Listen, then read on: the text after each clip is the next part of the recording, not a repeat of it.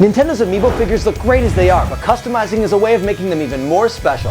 I'm TJ, and it's my mission to make the map that removes the mystery from Amiibo to help you chart the course to conquer your favorite custom challenges and achieve the unique and personalized Amiibo you always wanted. Let me make the mistakes so you don't have to. Adventure time! I'm bored already. That's me, TJ, and Dark TJ. They'll be popping up from time to time to offer some tips, tricks, and helpful hints. Don't listen to anything this guy has to say. He has no idea what he's doing. Or not so helpful. It's dangerous to go alone, so come with us and we'll conquer this custom together. Welcome to Custom Conquest.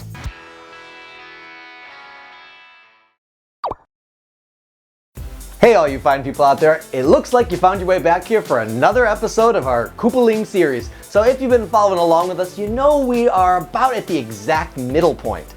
And today we're going to feature Iggy Koopa. Getting Iggy with it. You saying stuff like that is exactly why people call us cringy in the comments section. You know, I think you have something to do with that too. Whatever.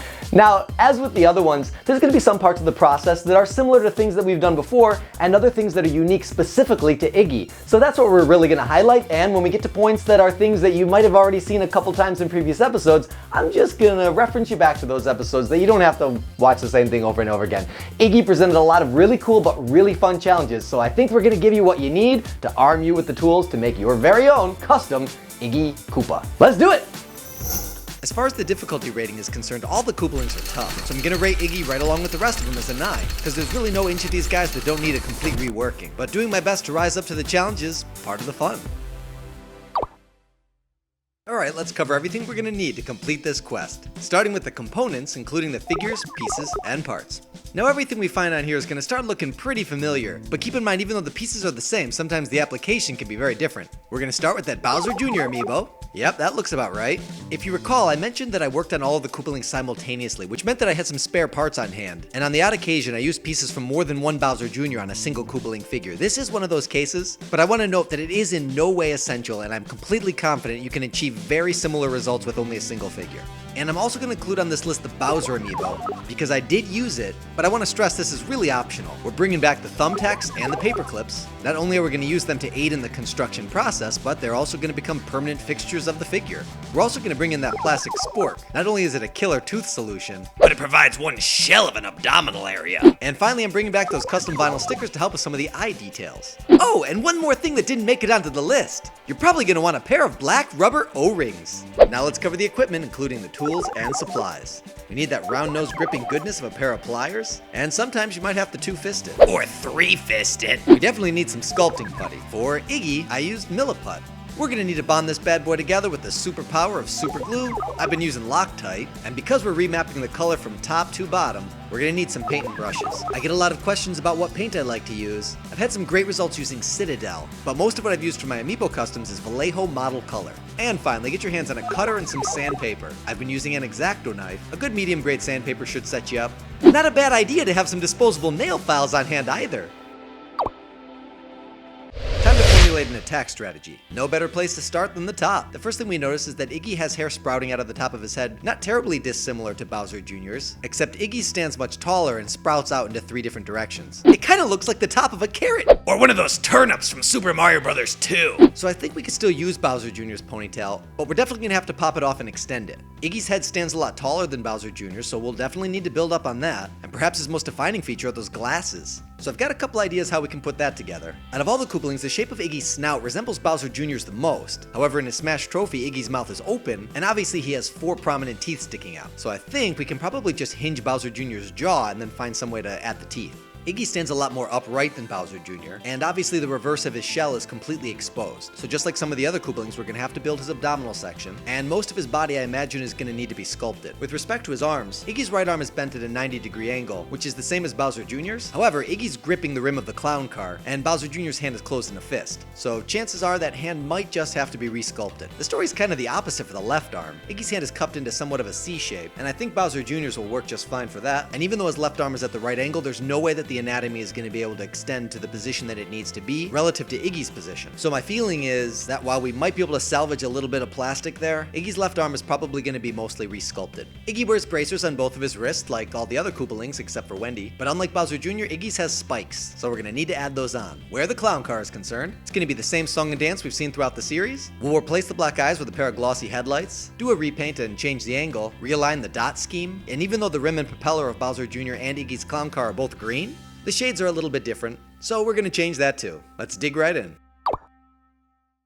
Our first mission is to take this Bowser Jr. and take him apart. So let's soften him up by throwing him into some boiling water. When we pluck him out, he should have a nice rubbery consistency to him. You can probably separate a number of pieces with your bare hands. But here's where that round-nosed pliers might come in really handy. Let's begin working on the head. The first thing I wanted to address was Iggy's hairstyle. I liked the shape of Bowser Jr.'s ponytail, and because I had these extra ponytails lying around from the other Koopalings, I decided I would take 3 of them and put them all together. I clipped the little wings off the side so it didn't flare out quite as much, glued them together, and then sculpted the stalk. Now don't feel like you need to have 3 Bowser Jr.'s to do this. You can absolutely just use Bowser Jr.'s ponytail for one and sculpt the other 2, or sculpt the entire thing. It's not a particularly intimidating shape, and you can probably pinch it together pretty quick. The top of Iggy's head stands a lot taller than Bowser Jr., so I'm gonna build up on that too. For this I'm gonna use Milliput, use some water in your hands to get it really smooth, use a toothpick for those hard to reach areas. I used my X-acto knife to very carefully snip off Bowser Jr.'s one little snaggle tooth, and then I cut right along the line of his mouth. I didn't cut completely through his jaw, I just opened it up enough to hinge it open. In this case I didn't find any sculpting or patching necessary, but I did sand it down a little bit to round the edges. For Iggy's glasses, I used a couple of rubber chainmail rings. In the movie business, it's really popular to use an aluminum and rubber blend for making chainmail coats. Not only is it a lot lighter, but it requires a lot less maintenance, whereas steel is very heavy, and if it gets wet, it rusts. So you may remember from the last episode, sword fighting is my job, so I have chainmail rings on hand, but rubber O-rings are really inexpensive, and you can snag them from online pretty easily. You can usually find a dozen or so for around $1. The size of the rings I have isn't exactly right, so I'm gonna cut the ring to shorten it, and then glue it back together. If your rings are smaller than mine, you may be able to skip this process. And then so that the glasses can fuse in the center, I'm gonna cut just a little bit off the side to give it a flat edge, and then I'm gonna glue those pieces together. You may find that the rubber wants to maintain its round shape. That's okay for now, we'll solve that in just a sec. For the lenses of the glasses, I'm gonna cut an oval out of the center of my plastic spork.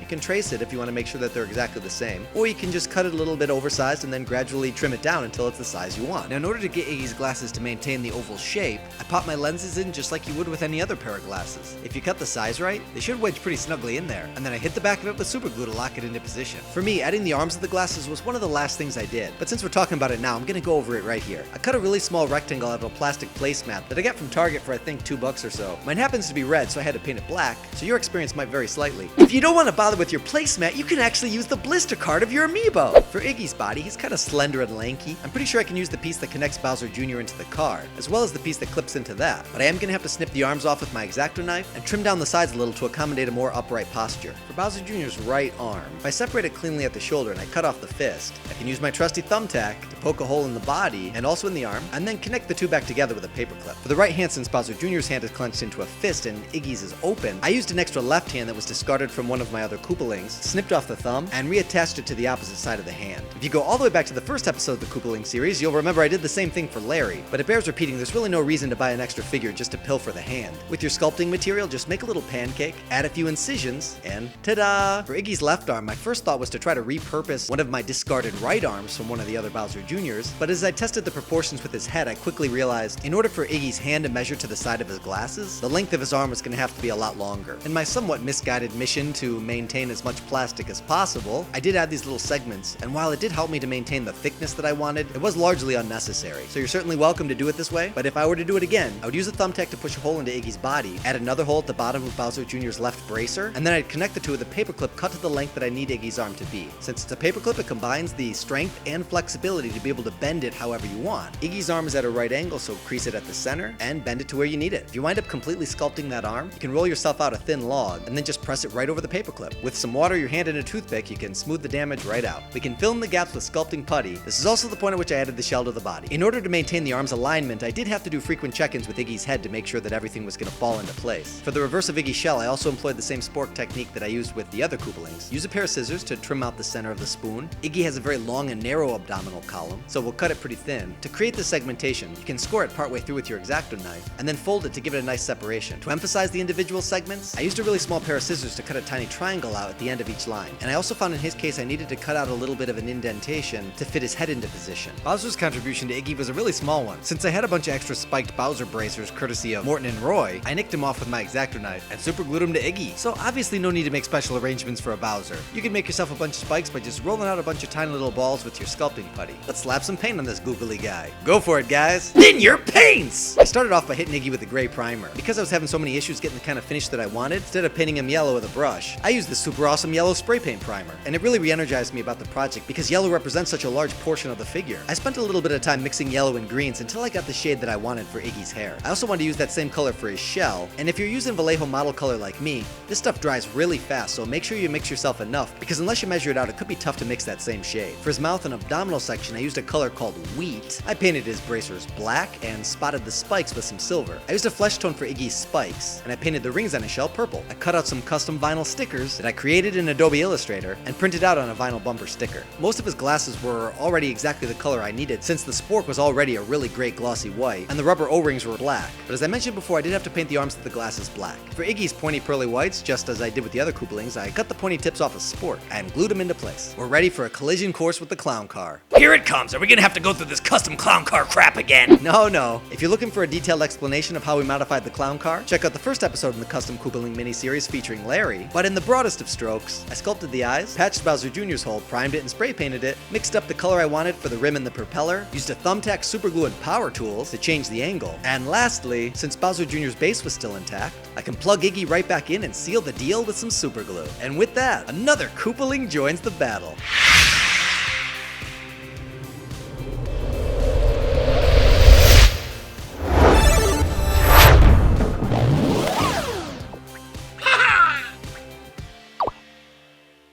So now we got our figure, the next step is putting him in the box. That's more than half of all the Koopaling collection all packaged up for you. If you want the artwork for this box, you can download it from a link in the description below. Also, if you want to get your stickers like we used for the eyes, you can go ahead and download them from a link in the description as well. Thanks for everyone for sending in your own personal custom artwork. I love seeing it and I love featuring it here on the show. So let's take a look.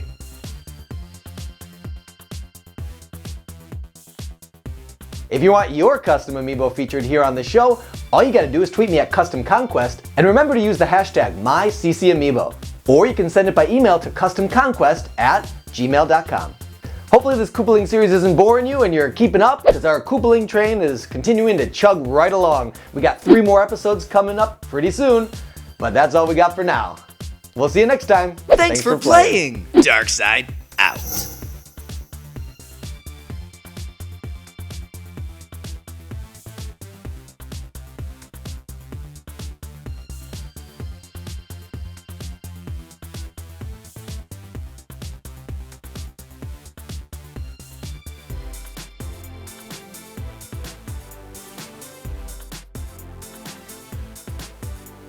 Got a custom question we didn't answer in the show? Hit us up on Twitter. Okay, bye.